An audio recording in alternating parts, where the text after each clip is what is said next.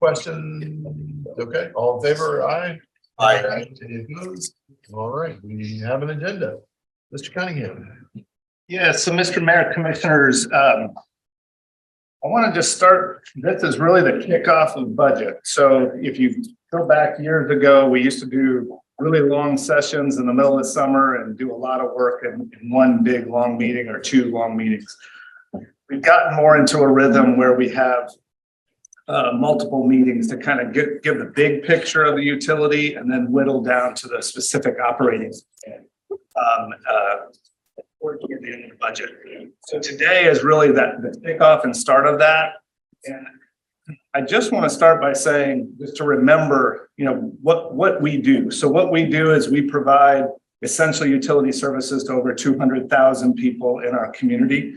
We do that through about 850 employees that also live in and throughout our community and provide that service.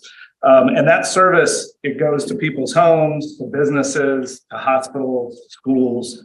And it's really critically important that the level of service we provide is maintained and doesn't drop. So investment in our utilities to provide high quality drinking water, wastewater service, reliable electricity. So some of the things that really kind of set us apart as a utility are the level of service that we provide in those different areas. And so we bring a budget and we bring a budget plan that helps support the ability to do that. And so, as I was saying, we're going to go through a number of topics today. The topic is really focused on debt and reserves. And but parallel to what's happening today, staff is working on specific operational budgets and plans that are being vetted that will then come in the future months. So with that, our intent is to continue to provide a service that we've provided for over 100 years to our community, and to do that at the level that is expected, and that we meet all regulatory requirements and essentially exceed those requirements and do it in a way that's safe, reliable, and environmentally responsible. And so with that being said, I'm going to turn it over to Claudia Rasnick, our Chief Financial Officer, to start the presentation. So good afternoon, everybody. So the topic is debt, but before I jump into the presentation, the utilities collection of dollars, they follow what's called the flow of funds concept, right? So you have revenues that are coming in. The revenues are used to pay O&M expenses first. And then second is the debt service. So essentially the O&M is paying for the operation and maintenance of the plants, the utilities in and of themselves. The debt service is used for the capital side of things. After the debt service is paid, then we have a concept called utility improvement fund. So it's UPIF, and that's also used for capital. And then the general fund transfer is the last payment that the utility makes. There's that flow of funds concept. So we are talking about the debt portion today because that part is essentially ready as far as the budget process. The O&M and the capital pieces will come in a few months once the departments are through finished working through all of those numbers through vetting. So I just want to kind of give you an overview of why you're seeing debt today. Now, the cash liquidity and reserves piece essentially supports the credit metrics of the utility, because we do have high debt and high leverage. So that's why we've paired those together. Are there any questions before I move into the presentation? Claudia, as you move in, I just want to make, so there is no recommended action for today. This again is to kind of give context to the overall picture of the utility as we march through the budget process in the next several months. And I'll remind everyone today's a workshop. We can't take action on anything new. Okay, so can everybody hear me okay? Yes, okay, great. So Tony touched on this a little bit. So utilities are responsible for maintaining the condition of the capital assets themselves. So when we say capital assets, we're talking about Deer Haven, we're talking about the water lines, the gas lines, we're talking about this building per se. The assets of the utility are revenue producing. And so the utility has a responsibility to maintain the assets that are creating the revenues that essentially pay back the bondholders. So it's a circle. We're also responsible for maintaining that infrastructure so that we do provide reliable, safe service to our customers. So as part of that kind of payback to the bondholders, the rating agencies, when they do our periodic reviews, do take a look at the infrastructure, they take a look at management, they look at the age of the infrastructure, et cetera. So it's really important that we maintain that infrastructure. So we're a 5-system utility, so electric, water, wastewater, gas, and telecommunications. So we're pretty capital intensive, particularly in the electric system. So overall, if you're looking at GRU's balance sheet, our net capital assets are 1.8 billion. And because of that size, and because we have to maintain the infrastructure, we're in the capital markets pretty regularly. So roughly about every 2 to 3 years. So essentially we are in the market to market our bonds to bondholders because the bondholders loan us the money to keep up with the capital infrastructure. So that's the way that works. So our annual capital budgets are normally right around $75 to $85 million. So when we completed a historical analysis of that, that's pretty much the average is 75 to 85. The past couple of years have been elevated because of CIS, AMI, so the billing system and the advanced metering infrastructure system, and also the gasification of Deer Haven. So the capital budgets at the utility have been well over 100 million the past few years just to deal with those couple of large projects, but typically we're running about 75 to $85 million. The depreciation rate at the utility is right around 100. So typically you would want to keep pace with your depreciation rate. So we're running just slightly behind that. We split our capital infrastructure cash needs between debt, so bonds, and then the utility plant improvement fund that I referenced earlier. So essentially it's 50% internally generated cash and 50% debt. We would not like to issue 100% debt for that capital infrastructure for obvious reasons because we're highly levered. One goal is to move from a 50-50 to maybe a different split. So we're using more internally generated cash, but that would come in a future year, not this current year. So this is a visualization of the Moody's rating of the infrastructure. So you can see in the electric system, it's averaging 19.24 years. And when you take out DHR, because it's a very large asset, very large amount, it's 15.95. So the water system is also running average. So wastewater system, gas is running slightly behind, and the telecommunication system is at 8.44 years.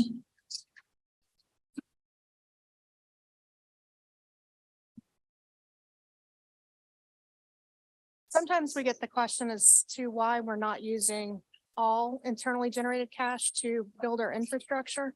Well, the answer would be that we would be building our infrastructure with current dollars from current customers, and to essentially collect 75 to $85 million of cash from our customers in 1 year. That's not reasonable. The other piece is there's a concept called intergenerational equity, because we have a water line that might last for 30 years. So the debt on that water line for 30 years gets spread over the customers that are actually using that water line. So if that makes sense. So that's why we split that up. So again, we're in the market every 2 to 3 years. We've been in the market more frequently because we are trying to reduce our debt service costs. So debt service is a very high portion of GRU's overall costs. So went through the flow of funds concept. So revenues come in, pay for the operations and maintenance expenses. So roughly about 150 million. 2024 is projected to be 154 million. Debt service 104 and 108. So you can see it's pretty close to the O&M cost. Fuel is a pass through. UPIF is what I just spoke about. It's used for the capital infrastructure needs. So that 46 million and that 44 million are used for capital infrastructure and not O&M in particular. And the general fund transfer is the very last payment. You can see the debt service is pretty large for a utility of this size. So the FY24 revenue budget right around 445 with fuel cost in there. So debt service is roughly about, let's say 25%. And that is unusual for a utility. These are the dollar amounts by system. So O&M, debt service, fuel, UPIF, and GFT. So historically, the debt at the utility was pretty flat when you run from the 90s all the way to like 2005, 2006, and then it started to spike up. There were a couple of reasons for those spikes. So the Eastside Operations Center went in. There was an air handling system that was put on Deer Haven. There was some work in the water and wastewater systems. The SAP FMIS system also went in as well. So right around 2013, we were topping out at right about $1 billion. And the PPA for the biomass plant that was signed back in 2009, when the plant went operational in December of 2013, that PPA was imputed as debt. So it came on the balance sheet as a capital lease per the accounting standards, but the rating agencies also imputed it as debt. So you can see the utilities debt increased to just under $2 billion. So since 2015, since we bought out the PPA, so we didn't necessarily buy an asset, we got an asset, but we bought out the PPA. And through the next few years, we actually reduced the debt service at the utility by 12%. So I'm not sure if this is working, so I keep moving this around. Okay. It's needed for recording, right? Where's Joe? I can hear you clear. Okay, perfect. Thank you. So we were asked this question a few years ago as far as all of our outstanding principal on each debt series. So we scheduled this out and we leave full transparency. Apologies. So it goes from 2023 all the way to 2053. So total principal outstanding is just under 1.7 billion. When you add in the interest cost, total P&I, the swaps, we're at 2.5 billion currently in outstanding debt service. And so this is a visualization of that. So blue is current outstanding debt service and red is the future debt service. This is the history by series. This is fascinating for anybody who's likes this type of information. And it's actually good for internally because we can see all of the changes in the debt service over time as far as refunded defeased. If you'll notice here, we've defeased 12 million so far. Part of the exercise when we're going through some projections last year, I wanted to know what our debt service was going to look like in 10 years because while we are performing transactions to reduce our debt service, there's still a need for debt in order to maintain the capital infrastructure. So these are the projections through 2030. So through 2030, you get this capital budget, 75, 85 million a year. That creates the debt service out to 2058 of 3.2 billion. We talked a little bit about the debt growing after 2005, and these are a couple of the projects that I mentioned. GRU's debt started to grow back in the 05-06 timeframe. Management then entered into a variable rate debt program, and that program is active and alive today.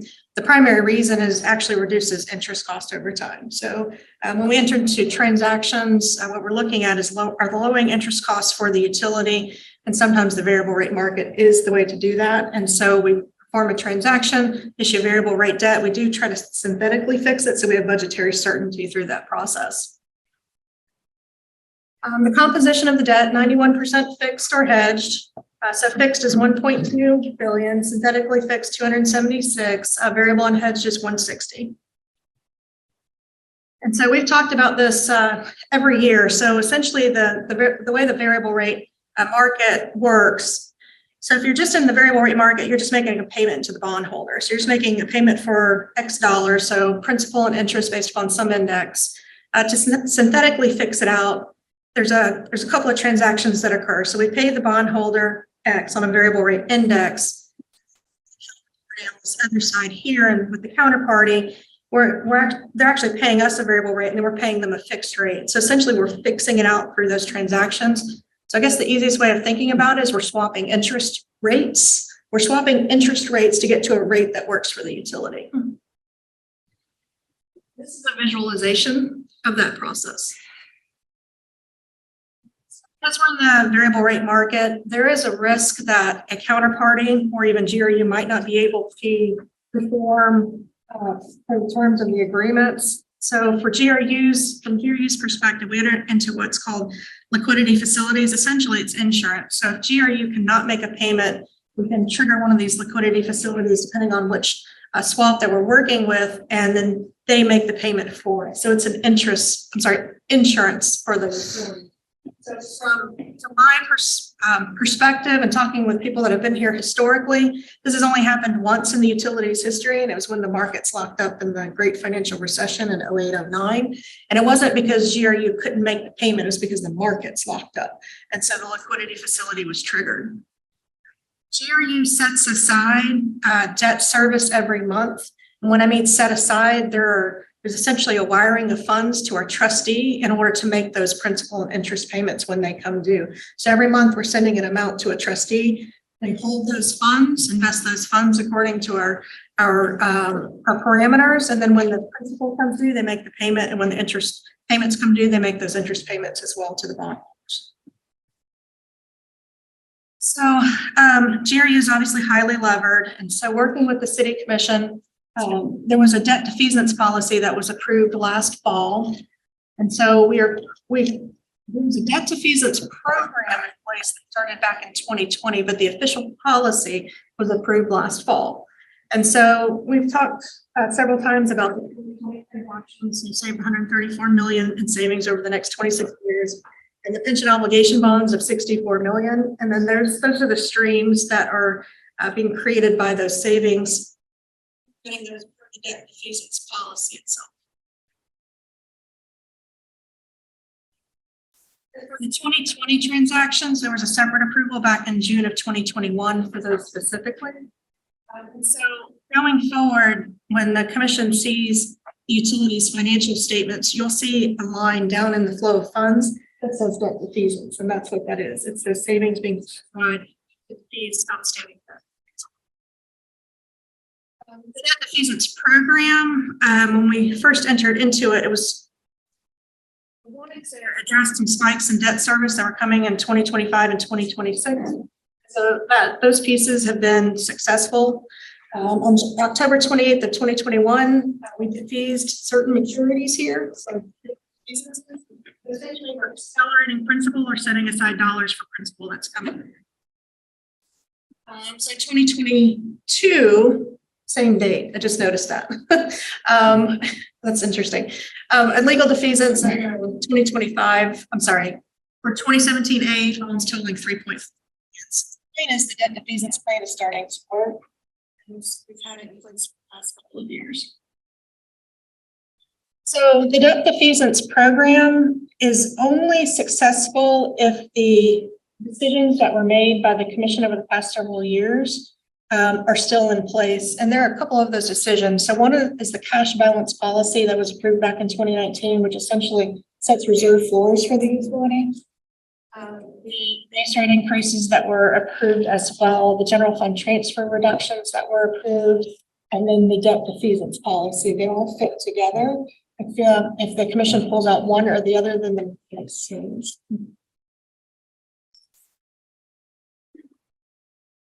The debt defeasance policy that was approved last fall also included a different financial metrics, utility, financial metrics internally. Mark does it once a quarter.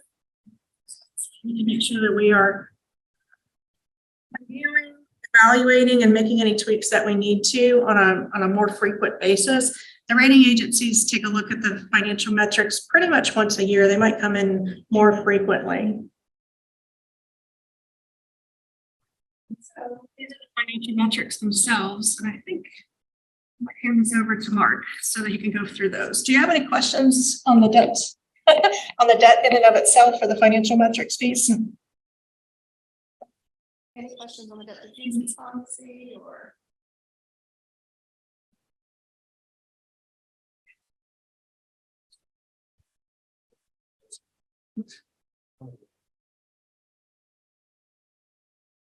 Yeah, there are a number of financial ratios and metrics that the rating agencies review and all that utility. What we did to put in this policy, we chose the 9 that they consider as most key, most important ones in looking at ratios and this review. First two are liquidity ratios. This one is just simply the day's cash on hand. The formula is unrestricted cash divided by our average daily operating expense. Our target for this is 250 days.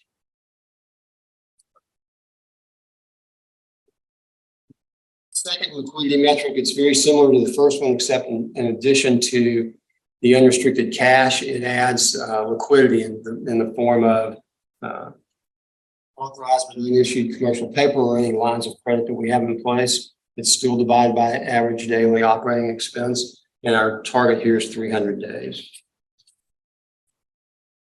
Next two ratios are coverage ratios. First one is debt service coverage. Is simply our net revenues divided by our debt service. Our target for this is for 7 times debt service. I should mention that we don't pull these targets just out of the air. This is part of a give and take with the rating agencies in terms of what they believe are appropriate, or in some cases where they would like to see us move to in terms of their analysis of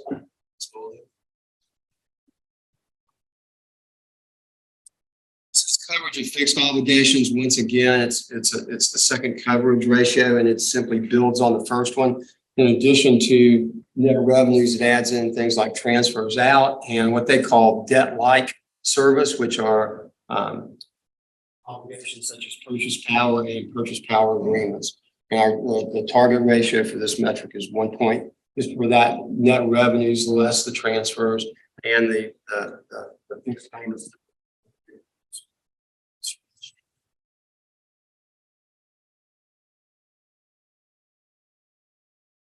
Next two ratios are their leverage, and as Paul you pointed out, these are the ones that all three rating agencies have concerns with, with the utility in terms of high leverage and high capitalization rates. This first one is simply debt to capitalization, where capitalization is defined as our total debt plus our net position. Our target for this is 70%. And the second leverage is the classic leverage formula and metric. This is the Fitch definition. I should point out that we have three rating agencies that look at us. All three rating agencies for many of these particular ratios have different algorithms and different formulas to arrive at the number that they feel comfortable with. This is the Fitch definition for leverage. It's essentially the ratio of outstanding debt to the unrestricted cash that we've got available to service that debt. And our target here is 8. As you see when we get to the scorecard, we're a little under 10 right now on this one, which is one of the rating agency's primary concerns with our credit. The last three metrics are intended to determine if our capital investment is keeping pace with the appreciation and aging of our fleet. He's already mentioned one of the metrics that Moody's uses. This is simply capital expense versus depreciation. The target here is for our capital expense to be 1 times our annual depreciation. In other words, we would like it if our annual capital investment matched the rate at which our assets are depreciated.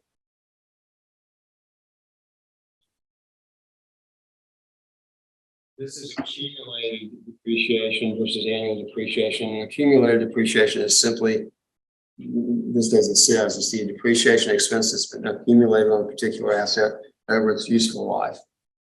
The target for this metric is 15 years. And finally is book value versus annual depreciation. The target is also 15 years. This looks at the net property, plant, and equipment divided by the annual depreciation expense. And net property, plant, and equipment is simply the capital assets less than accumulated depreciation. So this is the scorecard. Like Claudia pointed out, we spend a good bit of time reviewing and analyzing our financial ratios. Reviewing each at the end of March, June, and September. This is the scorecard for the 9 metrics that we have in our debt management policy at the end of fiscal 22 based on our preliminary financial statements. And as you might expect, it's kind of a mixed bag. The first two that we just went through, these days cash on hand and days liquidity, are mixed. 22 was a difficult year for cash. We'll talk about that a little bit. As you can see, under the Fitch balance 165 days, sort of the 250-day target. It's just the opposite on the liquidity. When you add in our lines of credit, our actual number was under the Fitch definition, it was 347. Under S&P, it's 438. The target's 300. Our coverage ratios are strong, but on both of those, we are above our target numbers. As I pointed out, the debt to capitalization and the leverage, two leverage ratios, we got some more to do.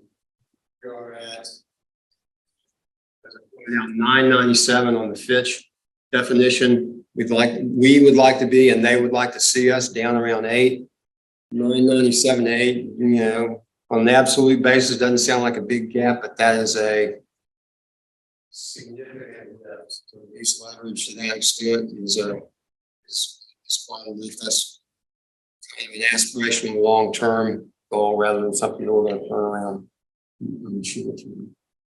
And then the final three, the CapEx accumulated versus annual depreciation and the book value, we're below where we want to be on our targets.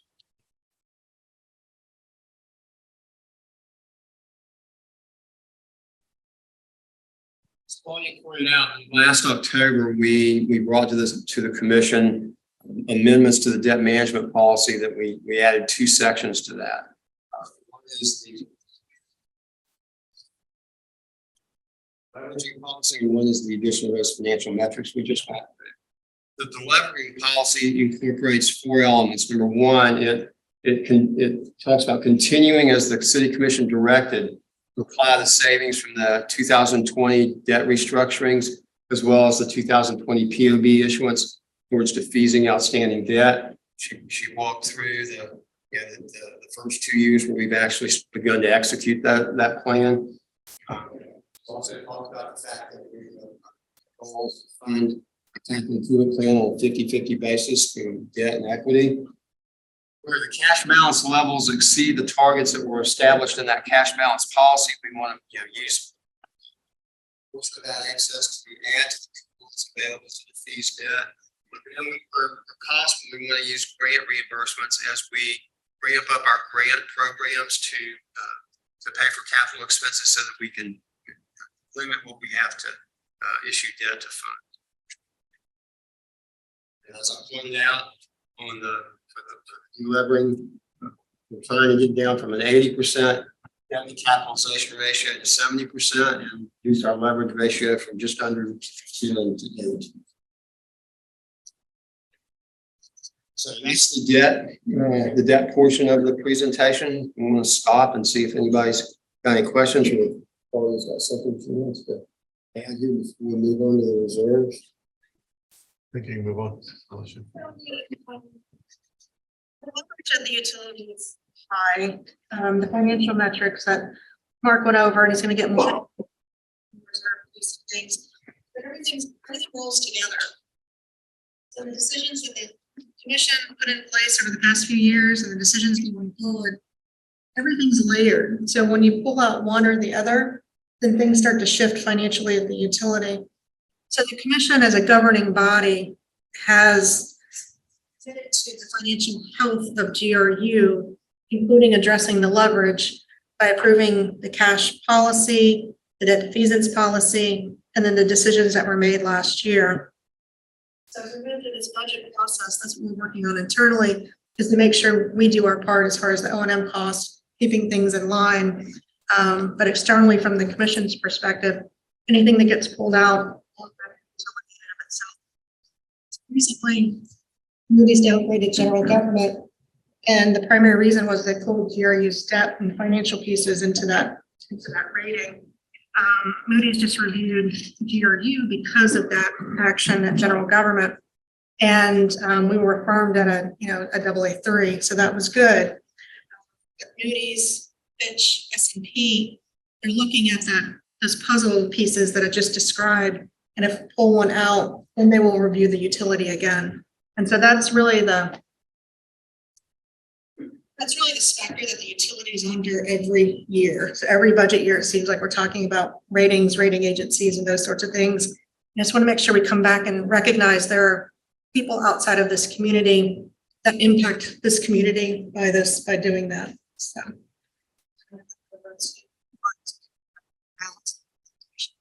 Yes, reinforce one thing that Claudia mentioned is just we're on the right track. The commission has made actions. GRU is heading in the direction of on the track. Just need to stay in that direction. Can you just reiterate for those of us that are new what those actions are that we committed to? Absolutely.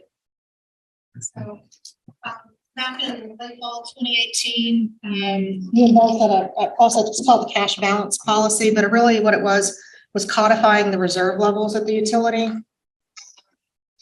came on as CFO at the beginning of 2018, and recognizing we didn't have an official city commission approved reserve policy, and so that's what that did. So the commission approved target levels for reserves. So reserves, you think about it in a savings account, right? And so you need a certain amount of money in a savings account. We have a couple of savings accounts, but you need a certain amount of dollars there in order to continue to fund the utility just in case something happens. And essentially what happened last year happened, fuel costs and various things. Triggered that policy so we could still pay the bills. So the cash balance reserve policy was approved in 2019. We're ready to get back to the commission with updated target levels. So we're going to advance sometime in 2023. In the middle of all that, we were dealing with some debt restructurings and those sorts of things to kind of stabilize GRU. But it's the debt defeasance policy in the fall. So essentially the reserve policy and the debt defeasance policy put bands inside of those dollars. So GRU can't borrow those dollars. It takes that money and moves them to debt defeasance programs. The other ones are the base rate increases. 2023, which we're sitting in 2027. So 3% in the electric, 5% in wastewater, $2 million reduction in the general fund transfer for 2027, with the goal of putting in a formula that makes sense for general government theory of the city for 2028 and beyond. I think talking with the general manager, we're going to start the process early because it does take a while to figure out what that formula might look like. But those are the pieces. So it's the base rate increases, GFG reductions, and the two policies. Thank you so much. So Claudia, you're saying the cash balance policy that the commission passed in 2018, commission didn't know at the time, but it proved pretty useful last year to cushion some of what we experienced in the entire electricity generation business. Yes. Yes. We put the policy in 2019. It dealt with possible fuel cost increases, supply chain disruptions, accounts receivable, and that occurred last year. So the fuel costs went up, supply chain disruptions. It all occurred together, and we were able to trigger that policy to pull funds from the reserves in order to pay bills. So it's incredibly important that you have those reserves. Also, those reserves are used in the financial metrics. So that's what the three rating agencies are looking at to make sure we have appropriate reserves, but also appropriate liquidity. So the utility needs a pretty high amount of liquidity to offset the leverage that we have. So those together are also what the rating agencies look at. If I could just get on the rating agencies real quick for those that aren't used to dealing with that type of topic. These are people sitting in a chair somewhere that are evaluating utilities across the US. It's not just some person that we don't see on a regular basis. We talk to them pretty regularly. They're evaluating the utility pretty regularly. They'll call them, they'll ask questions. They'll do research projects. They're reaching out to the different utilities. So they're actively engaged in the utility that they rate. And these are real people looking at this utility. They work for the bondholders. They do not work for the utility. They don't work for the city. They do not work for the commission. They work for the investors and the bondholders. And it's their responsibility to make sure that they're rating this utility as far as our credit, our ability to pay back their bonds to the bondholders, but also the utilities' ability to maintain the infrastructure to generate the service to pay back the bonds. So that's the whole process. Thank you for the question.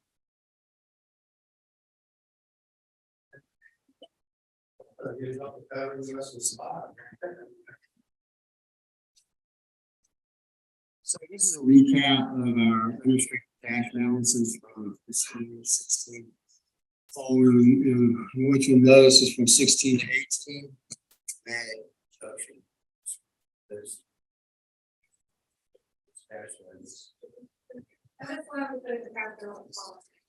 Visualization of why the cash balance policy was brought to the commission for approval.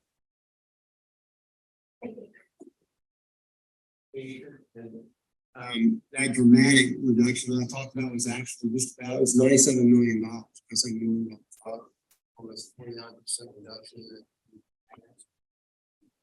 And as Claudia just pointed out, we took a couple of steps to address that. Because the really concerning part of this is not only have we seen that reduction from 16 to 18, but our financial modeling showed that those cash levels were going to continue to go down. We had this, took a couple steps. Number one, the 2019 financing transaction infused dollars into the utility plan improvement fund. And as Claudia pointed out, we commissioned our financial advisor, PFM, to perform the cash balance study. That cash balance study was kind of an all-encompassing look at the business risks that GRU faces, but it also identified the target reserves that we should be holding to address each one of those risks, and we rolled those up into the total target cash balance for each system. In March of 2019, we took the policy to the commission. It was approved, including those target levels for each system. This table applies the projected reserve balances from our financial modeling is targets and cash balance policy. It shows either the excess or the deficit and those actual reserves versus what we're required to hold. You can see in the electric system, the 23 through 25, our projected reserves are going to fall short of those targets. A lot of that's due to the fact that we have funded three fairly large projects in the electric system. PDH, gasification, CIS, and AMI. Water and wastewater are healthy in the electric system.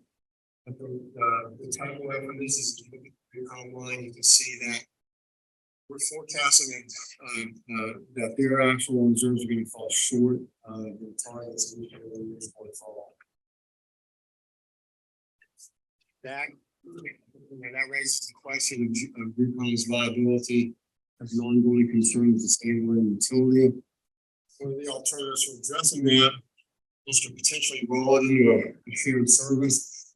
This table at the bottom is an estimate of the rate impact that would result in. I want to tell you that table is dated. It's based on fiscal year 23 budget numbers in the process of being now, but that's where the rate impact is going to be larger. See, so the real takeaway is that the role of Grucon in as a shared service into the other four systems is going to have an impact either in incremental rate increases and what housing now or reserve reduction.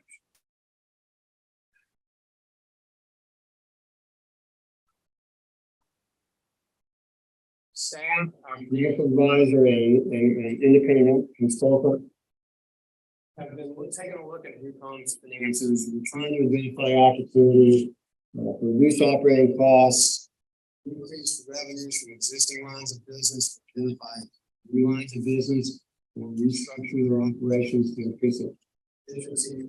Our plan at this point is to bring those results of that review, the recommendations back to the commission in May when we discuss the O&M and capital. Mark, can I pause you for a second there? Would you explain to us just real quick when Grucom went into its current understanding of how we reported? That changed in the past few years, correct? So if you look at the history of the group comp, and going strictly from the audited financial statements, I wasn't here when it was started. When you look at the history of it, the telecommunications system started officially in 1996. That was the first year it became a standalone system for the utility, because that's the first year that it's separate financial statements. They turned negative net position in year 2000. So when we look back over time, there were costs that weren't fully assigned to the telecommunications system, like the GFT. So they were, I could use the term, but underpaying for the general fund transfer as far as a standalone system. And as you move forward in time, the debt service in that system has now outpaced their ability to pay for it. So the GFT has been going on for 20-ish years. And I think from talking with folks, there's probably a little bit of other substation, but this is hindsight, historical conversations kind of thing.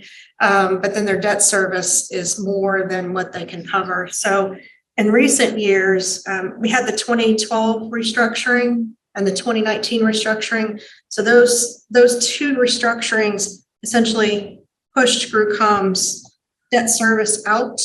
And so that also further showed that they weren't losing as much as they were because of those debt service payments going out. Those debt service payments are now coming due, and now you can see those really in the projections, and costs are going up. So over time, revenues have been generally flat, and by flat, 10, 11-ish million, but expenses are going up because expenses go up every year. So the revenues aren't keeping pace with it. Part of the, two of the questions that we asked the consultant to look at was, are there additional revenue streams for telecommunications to essentially pay for the expenses and the debt service?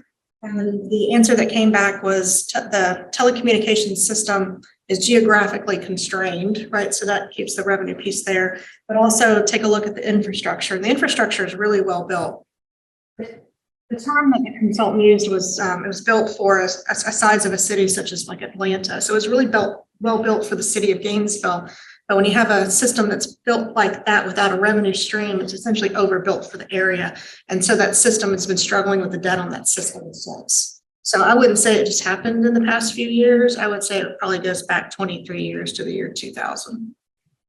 Now, the GRUCOM infrastructure, it was one of the questions we asked the consultant, can we somehow pull the piece of the infrastructure that the city and the utility needs to operate and then potentially, deal with the other piece of it? But the answer was, is the city overall uses the infrastructure. So it's important to have the infrastructure to operate the city.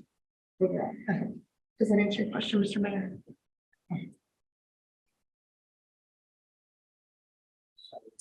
Before we leave from, so you mentioned the infrastructure as well. So GRUCOM is a number of different business lines underneath the headline of GRUCOM, right?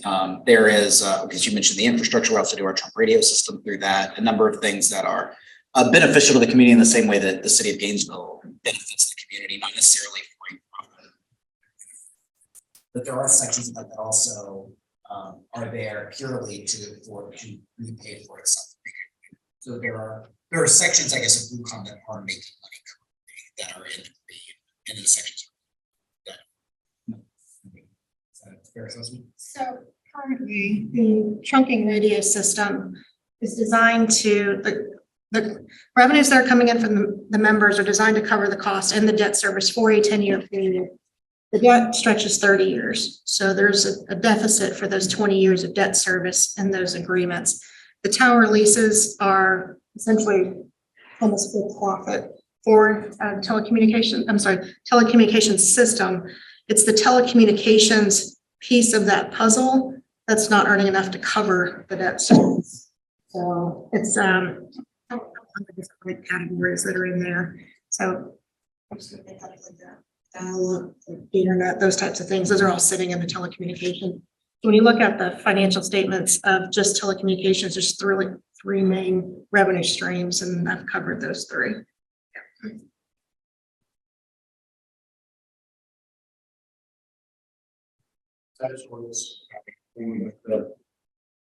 Together with the cash balance policy, Management policy amendments related to financial metrics and deleveraging. The FY22 budget, the directives that are listed up here really form the foundation for our long-term financial planning. Provide some stability for finances in that they will allow us to generate the sufficient level of reserves to meet those targets that we've identified in the cash balance policy. Okay. So, accelerator debt and use it. Can I ask a question? You're welcome to talk with folks afterwards. We don't have a public comment session today. Okay, but this is regarding this slide. Right, you're welcome to talk with folks afterwards, but we don't have a public comment session today. Well, this Go ahead, is sir. absolutely wrong. So just a question on the general fund transfer. I know we got decrement of basically a 2 million decline each year, each fiscal year. And I'm assuming that by the time we get to some of these May budget hearings, we're going to hear that if we were to decrease that even further, there may be incremental impact. Will you be able to provide us, if we decreased it by 2.5 million, it would do this, or if we increased it by, if we made it worse, it was only a 1.5 million, so that we can see what might be the threshold of that decrement? Is that something that you're going to prepare in the budget? Can I ask clarify, are you wondering what the impact is to the rate increases? Yeah, Okay. exactly that. So thank you. So I'm going to. Look across the range of different decrements. So last year, when the commission approved multi-year base rate increases and general fund transfer reductions, that information was provided to the rating agencies. And so the rating agencies are really the ones that are looking to the commission to essentially do what the commission said it was going to do. So deviations from that, the rating agencies, like, we can't trust that the commission is going to continue on this path. So we can run whatever you would like us to run, but just be aware there's an outside entity looking in and looking at the decisions that the commission has made in the past few years. So we can do whatever you want. I'm just trying to point out that there's going to be some sort of secondary look at what's happening to see if they're going to continue on the path and the plan, because each rating agency is looking at the long-term health of the utility. They don't look at year one, year two. They're looking, projecting forward what is actually happening. And what they want to see is a reduction in the leverage. So. That makes perfect sense, Mr. Mayor. I'm actually thinking the other direction. At 2 million, this is what they're reviewing. At 2.5 million, this is what they're reviewing. I'm not looking in the other direction. So I'm looking at a direction that may be more positive for the utility, not more negative. I understand the external entities will look, and if we reduce that transfer, that could cause us some collateral impacts that could be devastating. Unfortunately. Thank you. We just to put numbers to what that would look like. We had a ratings downgrade. Geez, it was 2019, I want to say. What kind of impact? And I know you might not have these numbers off the top of your head, but what kind of impact did that have on our utility and to our customers when that occurred? So I've asked Mark to, if you can go to that slide. Oh, well, we can get to that when we get to. So it's been 5 total downgrades. The last set of downgrades was May of 2021. It was a double downgrade by S&P. And when the utility is downgraded, you have the reputational piece of it. You also have a monetary piece. And because GRU has a high portion of their debt in the variable rates category, your interest costs go up. So your interest costs go up immediately on your variable rate debt that's out there, but also on future interest costs. And so the projection that we completed back in 2021, so 2 years ago, was roughly about 70 million of additional interest costs to the utility. Now, to put it in perspective, that double downgrade from S&P in 2021 essentially negated 1 year of capital infrastructure that we could spend. Because our capital infrastructure is $75 to $85 million. The double downgrade just took out a year of capital infrastructure that we could spend. So moving forward, if there's additional downgrades, we would run those numbers as well, of course, and bring this back to the commission. That answer, okay. So last fiscal year was a prime example of how those elements of the long-term financial planning operated as intended. I mentioned when I started this particular section, 22 is a bad year for cash. In utility, there are a number of reasons behind it. Number one, fuel costs rose significantly, and when I say significantly, we paid over $71 million more for fuel in 22 than we did in 21. Almost a 73% increase. And as everybody at this table is painfully aware, even though we increased the fuel levelization millage rates through 22, we still didn't fully recover those costs from the customer. At the end of the fiscal year, we still have $24 million receivable. Actually, we paid for fuel that we hadn't been reimbursed for, so it impacted our cash levels. Our accounts receivable balances grew by about $11 million, and our inventories grew by $13 million. And inventories are items we've paid cash for. When we put those things in service, we won't be generating revenues to bring that cash back. So we had a very difficult cash year, but the policies that we had put in place, the cash balance policy, the targets, a few budget decisions we made allowed us to move money into reserve so that we could impact operations as little as possible through that down year.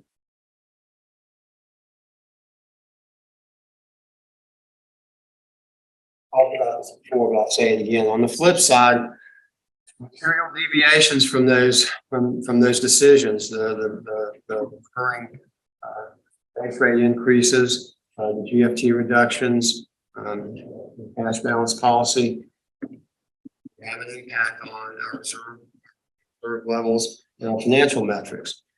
As Claudia pointed out, we are scrutinized by the rating agencies, and those discussions that we've had with the rating agencies over the past couple of years, that long-range planning has been the centerpiece of that. And so now they're expecting us to execute on it.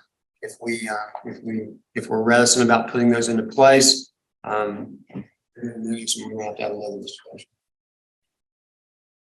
Just wanted to mention, like I said, the cash balance policy that's in place now was approved in 2019. PFM is in the process right now of updating that cash balance policy.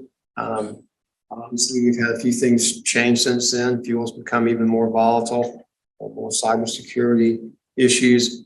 It's our expectation that when they bring that updated policy back to us at those reserve target levels, they're more likely to move up than down. This was the slide Claudia was referencing that I wanted to talk about. There are tangible ramifications for not sticking to these plans. This is just a summary of the 5 downgrades that we've endured in the last decade. If we move away, we don't execute on the plan that we've proposed to agencies and that previous commissions have put in place. There's a potential that we're going to be discussing a downgrade with them. It's just reaffirmed us. That's good news. Claudia and our financial advisor like to use the term custody for our rating with Fitch. Right now we're rated A+. They have a lot of concerns about our leverage. They listened to us when we talked about the financial plans we were putting in place, and they held us there. I suspect that if we move too far away from that, we're gonna have some long and painful discussions with Fitch about.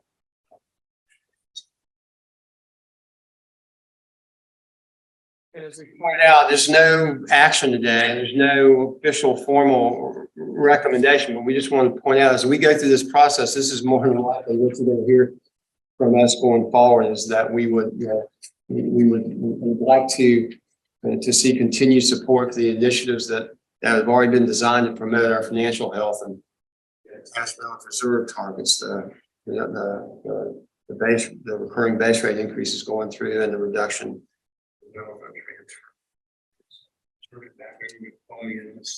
That's the end of the formal. Unless you want me to go through the glide, there's 8 or 9 pages of very exciting definitions in it. This year to put in some of the terminology that we're asked about, some of it, some of the terminology in the back, and we'll try to do that as we have this presentation.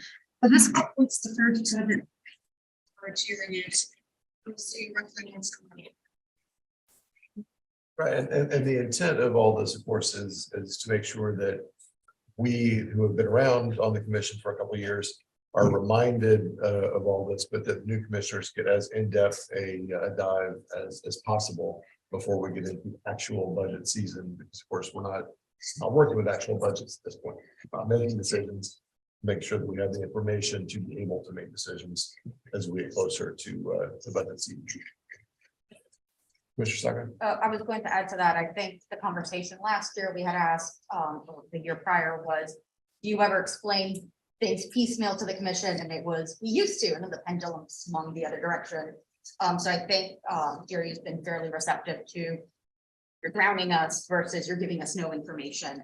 So I think they are, I speak to my colleagues, of course, like I think they welcome the feedback of, okay, this is too much, or this is not enough. And they've been really receptive to that one. It's kind of how we got to this series of workshops. Thank you, Mayor Ward, for making that suggestion for the commission. You're welcome. That all comes as part of years of discussions and the help of staff. Okay, so there are no further questions from the commission on this. I'll ask if there are any member comment. Okay, I will see you all at 10 o'clock tomorrow morning. Thank you.